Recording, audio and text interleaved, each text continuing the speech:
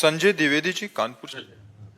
राधे राधे। महाराज जी, पहलगाम आतंकवादी हमला जो हुआ था, उन इनके पुत्र उसमें शहीद हो गए। महाराज जी कह रहे हैं कि हम धर्म से और श्रेष्ठ कार्य भी करते थे, पर ईश्वर द्वारा ऐसी घटना हुई तो बहुत अंदर व्यथित मन है महाराज जी, इसलिए। हाँ, मन तो व्यथित हो ही जाएगा। बड़े बड़े सूरवीरों का हो गया। जब अभिमन्यु जी पधारे तो अर्जुन जी की हालत खराब थी। अर्जुन जी को भगवान स्वयं समझा रहे थे, फिर भी वो व्यथा को प्राप्त हो रहे थे, क्योंकि पुत्र प्रेम पिता के हृदय में जो होता है, जब उसका पुत्र वियोग को प्राप्त होता है तो वही हृदय जानता है। अपने लोग तो सहानुभूति के वचन बोल सकते हैं, लेकिन जिसके हृदय में होता है उसका हृदय जानता है। पर अब ये जो होना है वो होके रहेगा। तो अब आप देखिए, उन्हीं उन्हीं जीवों का वहां पहुंचना हुआ जिनका प्रारब्ध संपन्न हो चुका था। अब वो निमित्त कुछ भी बने, आज तक कभी किसी ने काल को दोषी नहीं कहा। मारता सबको काल है, काल को कोई दोषी।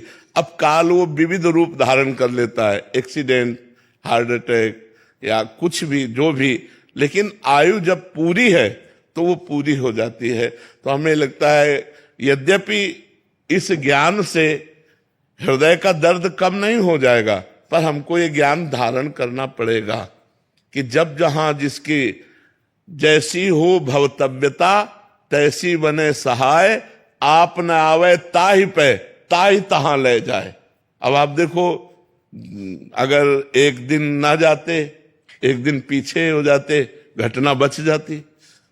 लेकिन उसी समय जहां जो कुछ लीला होनी है वो लीला, तो इसलिए धैर्यवान बनो, हृदय को। बहू है, पत्नी 2 महीने पहले विवाह हुआ था। नहीं, हम व्यथित हैं। हम भी कई दिन तक व्यथित रहे जब ये घटनाएं सुनी ना, कई दिन तक। तो आप तो वहां उपस्थित होगी। हम जिसके आंखों के सामने, आज तो सब पत्नियों के सामने तो पूछ के मारा था कि अगर हिंदू हैं तो बोलिए। इसके बगल में सब पूरा ब्लड से नहा गए थे। राधा राधा राधा राधा। बड़ी, वो तो दृश्य ही इतना भयानक होगा कि कैसे, मतलब 2 साल से हम भी आपके हम लोग भी वो 11 लोगों में से गए थे और पहले स्टेज पे पहुंच करके आपका कृपा चाहे जो भी हो, साथ में हम भी थे, लेकिन हम आधे रास्ते से लौट आए थे। हमें अच्छा नहीं लग रहा था वहां जाने में, तो अपने काम बैठे हैं, बेटा तुम लोग चल आने। अब तो धैर्य धारण करना पड़ेगा बच्चा, वो तो। लेकिन तुमने वो दृश्य देखा है, वो कितना भयानक दृश्य होगा, जिस दृश्य को आपने अपने सामने देखा कि अपना जीवन साथ। हम लोग के दिमाग से जाता ही नहीं। हमारे गुरु रमण तिवारी महाराज नाम जप करते मेरे। हाँ बिल्कुल। नहीं नहीं, आप चर्चा कर रहे तो हमारा हृदय व्यथित हो रहा है। वो कई दिन व्यथित रहा, जब हमने घटना सुनी कई दिन व्यथित रहा। जैसे आप फिर ताजा हो गया। आप तो दृश्य देखे हैं, और आपके तो पति गए हैं, पुत्र गए हैं। अपने लोग तो केवल सुनकर तो भी हृदय व्यथित हो जाता है। पर आपको धैर्यवान बनना चाहिए। हम लोग का मन बहुत नहीं, अब धैर्यवान बनो। रोने से या व्यथित होने से, डिस्टर्ब होने से अब हाथ तो कुछ लगेगा नहीं। अपना स्वास्थ्य कमजोर होगा, अपना चिंतन बिगड़ेगा। इसलिए नाम जप करो, धीरे धीरे इस दुख को हटाने की कोशिश करो। यद्यपि बहुत कठिन है, हम फिर भी कह रहे हैं बहुत कठिन है। बड़े बड़े धर्मात्मा पुरुष व्यथित हो गए हैं इन कार्यों में। भगवान का 14 वर्ष का जो ही वनवास का कैकेयी जी ने दृढ़, तो भगवान के वियोग में दशरथ जी के प्राण चले गए। हा राम कह करके अपने प्राण। तो ये पुत्र प्रेम, जब लक्ष्मण जी को वो वीर घातनी शक्ति लगी तो राम जी चिल्ला चिल्ला के रो रहे थे कि अगर मैं ऐसा जानता तो पिता के वचन न मानता। तो भ्रातृ प्रेम, पुत्र प्रेम, ये ऐसे प्रेम है जो हमारे हृदय को व्यथित कर देते। पर हम भगवान से मनाएंगे कि आप लोगों को धैर्य दे, आप लोगों को सुख प्रदान करें और आप सुख पूर्वक जिए।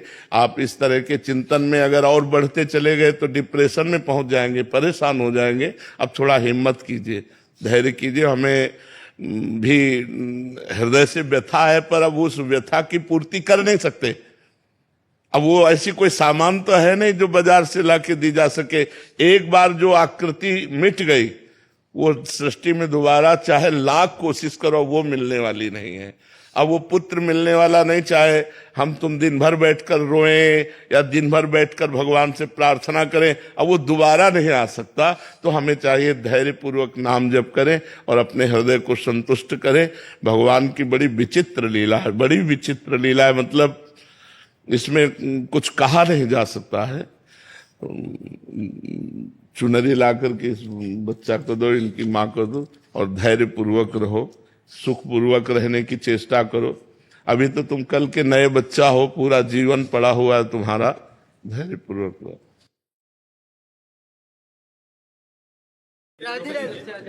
धैर्य पूर्वक रहना, धैर्य पूर्वक रहना।